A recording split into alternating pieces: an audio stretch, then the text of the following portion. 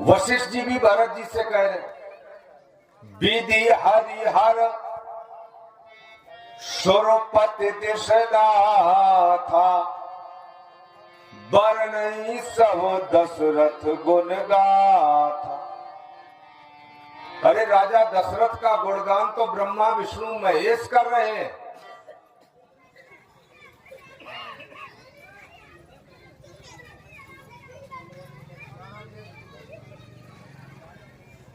और भरत जी के लिए क्या लिख दिया, भरत ही होए न राज मद। राम जी कह रहे हैं विधि हरि हर पद पाई,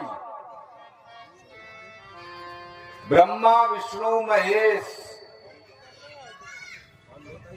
भी अगर चाहे कि भरत जी को लालच आ जाए तो ये ब्रह्मा विष्णु महेश भी बहुत पीछे हैं भरत जी से। राम जी की तो बात छोड़ दीजिए, तो फिर आखिर हैं कौन?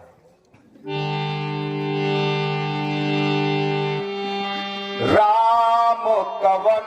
आइए चलते हैं वहां रंगभूमि में, चल रहे हैं फिर पता कर रहे हैं कौन है। भगवान राम रंगभूमि में बैठे और राजा जनक ने कह दिया कि जाओ अपने अपने घर चले जाओ। एक चीज और बतानी थी हमको इसी बीच में कि राजा, जब किसी राजा ने धनुष नहीं तोड़ पाया तो राजा जनक दुखी है कि खुश है? दुखी है कि खुश है? आगे बैठने वाले जो क्लास में आगे छात्र बैठते उन्हीं से पूछा जाता है, बताओ आप लोग बताओ। राजा जनक ने देखा जब किसी राजा ने धनुष नहीं तोड़ पाया तो दुखी है कि सुखी है? दुखी। अच्छा, लेकिन रामचरितमानस में लिखा कि जब किसी राजा ने धनुष नहीं तोड़ पाया तो राजा जनक इतने खुश हैं कि पूछो मत। इसका मतलब राम कथा पढ़ी नहीं जाती क्षत्रियों में है। आइए नहीं रामायण पढ़ने का, पढ़िए। राम जी के बाद अगर कोई प्रतापी राजा हुआ है तो फिर महाराणा प्रताप हुए हैं, और को हुआ नहीं है। आप उन्हीं के वंशज हैं।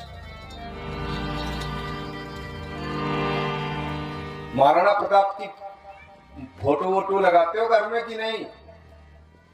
काहे को लगाए? मर गए उनकी लगाए हो। वो भूत बन के तुम्हें परेशान कर रहे हैं। हाँ, महाराणा प्रताप की हर क्षत्रिय के घर में मूर्ति होना चाहिए, हर ब्राह्मण के घर में होना चाहिए, हर शूद्र और वैश्य के घर में होना चाहिए। ये कलयुग के भगवान हैं हमारे आपके। दुनिया की फोटो खरीदो, ये खरीद ले आओ, रामचरितमानस ले आओ, पढ़ो नहीं पढ़ो लेकिन ले आओ।